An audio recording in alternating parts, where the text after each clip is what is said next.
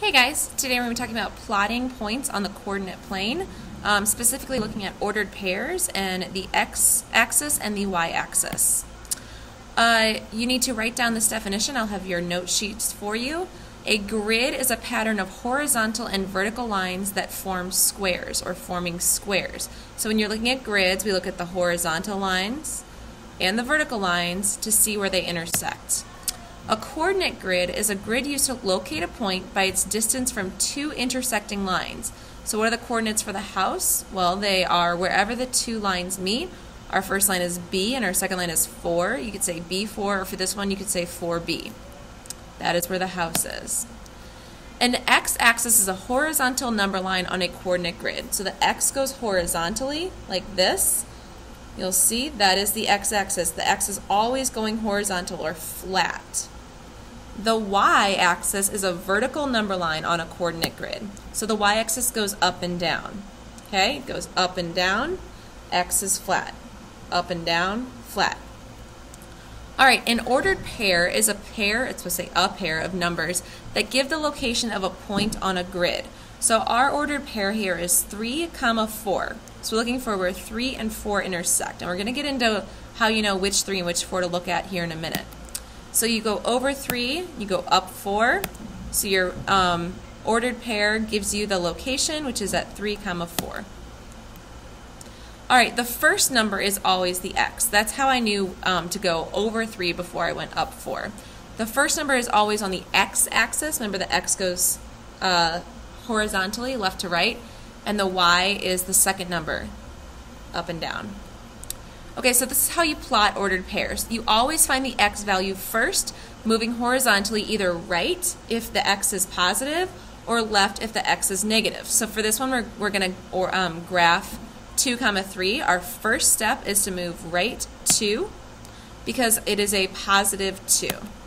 And then you would go either up or down on the y-axis. So you stay on that 2 and then you move either up or down. So you have a new position on the x, and then you find the y value by moving either vertically up if it's positive or down if it's negative. 3 is of course positive, so we're going to move up 3. And that is our spot right here. You just make a dot right where those two lines meet each other. 2, 3 is our ordered pair. So you find how far over horizontally by counting to the right if it's positive or left if it's negative. So this is 5, and then you go up to 4. 5, 4 is right there. All right, so let's find.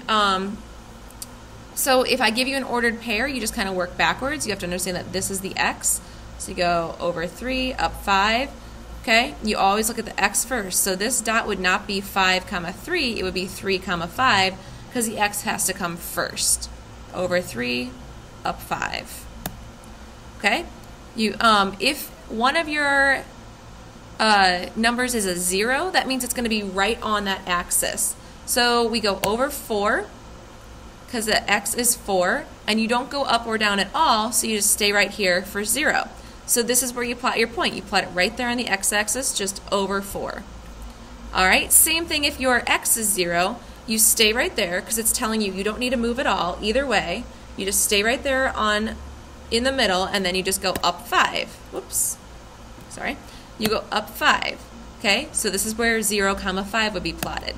Now there are actually 4 quadrants of a coordinate grid. So we've only been looking at what happens when both the x and the y are positive. But if one of them is negative, then you're going to have to move into the other quadrants. So this is the quadrant we've been working with, is quadrant 1, where they're both positive. Quadrant 2 is when the x is negative and the y is positive. Quadrant 3 is when they're both negative, and quadrant 4 is when the x is positive and the y is negative. Okay, so there's 4 quadrants. All right, so if the x is negative, you moved left of the 0. You move to the left. You always follow those numbers. So this is x is negative 2. If the y is negative, you do move down below the 0. Okay, so you always start here in the middle and then see where you need to go from there. So if it's negative 3, you'd move down to negative 3. If it was positive 3, you'd move up. All right, so we're going to plot the x number first. For this one, we're looking at negative 3, negative 2. Oops. So negative 3, negative 2. You go over to the negative 3 on the x-axis and down. Whoops. down to the -2. So that was your first step, is move over on the x, and your second step is to move down to the -2. There we go. So -3, -2 is right here, and this is in quadrant 3. This one is quadrant 3. You can go back and look at the last slide if you like. All right, so when the x is positive and the y is negative, you plot the ordered pair in quadrant 4. This is quadrant 4. So you go over +2, down to the y, -2. This is in quadrant 4. That is your spot. Okay? When the x is negative and the y is positive, it's going to be in quadrant 2. Over to -2 on the x, up to +2 on the y. This is a quadrant 2. So I want you to take a minute and try to plot this ordered pair. Pause the video. The ordered pair is -3, -3. The x is -3 and the y is -3. Okay, so you would go over there and down and make a dot right there. You don't need to draw these arrows when you're plotting them. I just need to see the dots. Okay, try it again with -1, +2. The x is -1, the y is +2.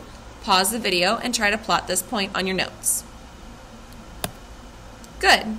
So here's the -1 up to +2. You put a dot right there. You don't need to draw the green arrows. That's just for me to help you on the video. All right, try this again. 1, -1. Pause the video and plot it.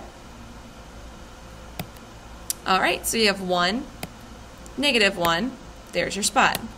All right, and finally, do one more. +3, +2. Pause the video.